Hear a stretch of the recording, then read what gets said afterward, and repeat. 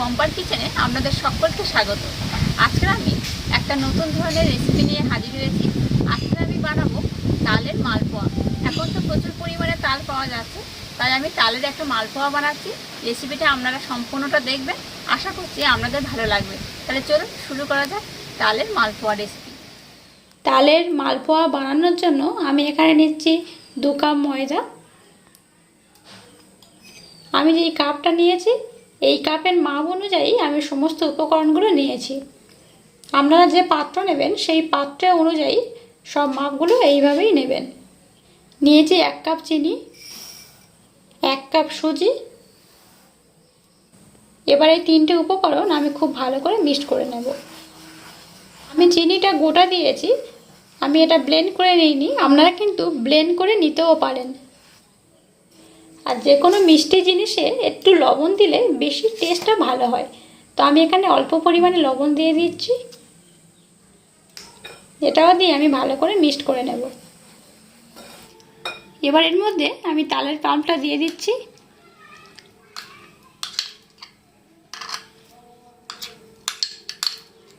আমার লাগলে আমি আবারও পরে ইউজ করব। এটা আমি ভালো করে মিক্সড করে নিচ্ছি।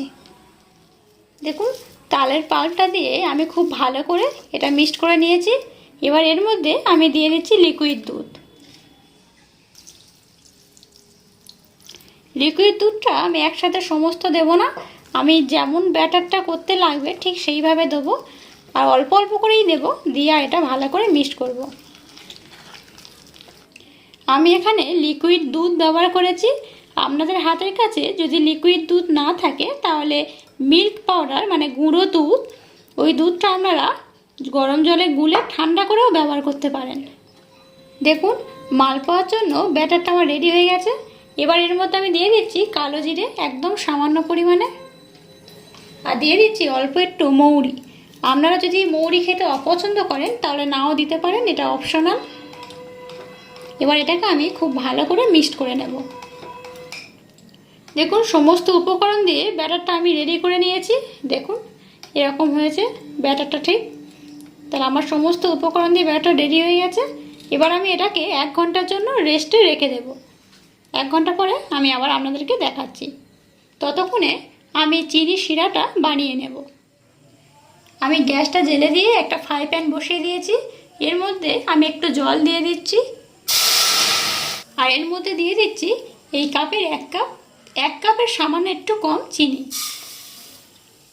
আর এখানে এই কাপ মেপে আমি এখানে 2 কাপ জল দেব।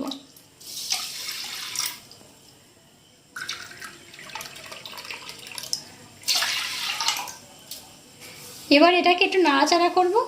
এটা আমি চিনির শিরা তৈরি করছি, তবে যেমন জিলিপি করলে মোটা শিরা বানায় সেরকম নয়, এটা একটু হালকা করে একটা চিনির শিরা বানিয়ে নিচ্ছি। গ্যাসের ফ্লেমটা মিডিয়াম রাখবো, রেখে এই চিনির শিরাটা বানিয়ে নেব। চিনির শিরাটা দেখুন আমার রেডি হয়ে গেছে। আমি খুব মোটাও করিনি আর খুব পাতলাও করিনি, এইভাবে চিনির শিরাটা আপনারাও করে নেবেন। এবার আমি গ্যাসটা বন্ধ করে দিলাম। 1 ঘন্টা পর আমি ফিরে এসেছি। দেখুন মালপোয়ার ব্যাটারটা এরকম হয়েছে, এরকম ঘনত্বে হয়েছে। এরকম ঘনত্বে হলে মালপোয়াগুলো খুব সুন্দর হবে।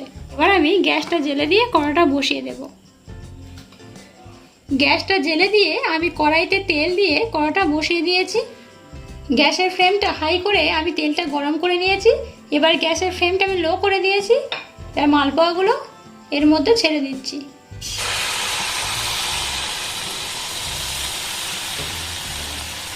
মালপোয়াগুলো কত সুন্দর ফুলছে দেখুন।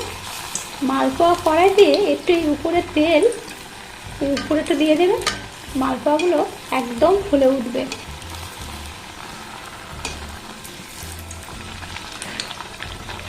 কত সুন্দর ফুলেছে দেখুন।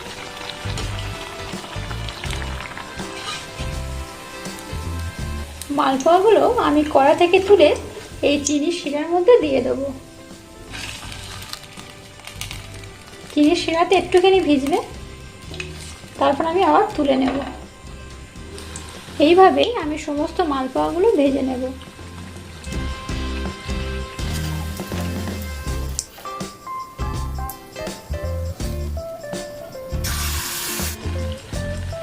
দেখুন কত সিম্পলভাবে আমি এই মালপোয়াটা করলাম, তেমন কিছু উপকরণ আমি ব্যবহার করিনি, অথচ কত সুন্দর মালপোয়াগুলো হয়েছে দেখুন। আমার মতো আপনারাও বাড়িতে ট্রাই করবেন, দারুণ হবে। দেখুন কত সুন্দর ফুলেছে দেখুন।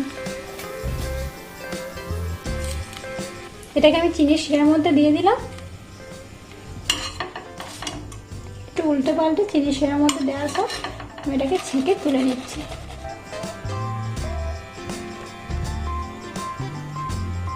দেখুন মালপোয়াগুলো কত সুন্দর দেখতে হয়েছে, একদম নরম তুলতুলে, খুব সুন্দর হয়েছে মালপোয়াগুলো। আমি কিছু কাজু বাদাম গ্রেট করে রেখেছি ডেকোরেশনের জন্য, সেগুলো আমি এর উপর একটু ছড়িয়ে দেবো। আর আমার এই রেসিপিটা যদি আপনাদের ভালো লাগে তাহলে অবশ্যই আমার চ্যানেলকে লাইক, শেয়ার, কমেন্ট এবং সাবস্ক্রাইব করবেন, আর পাশে থাকা বেল আইকনটা প্রেস করে দেবেন। আবার দেখা হচ্ছে নতুন কোনো রেসিপি নিয়ে। আজ টাটা।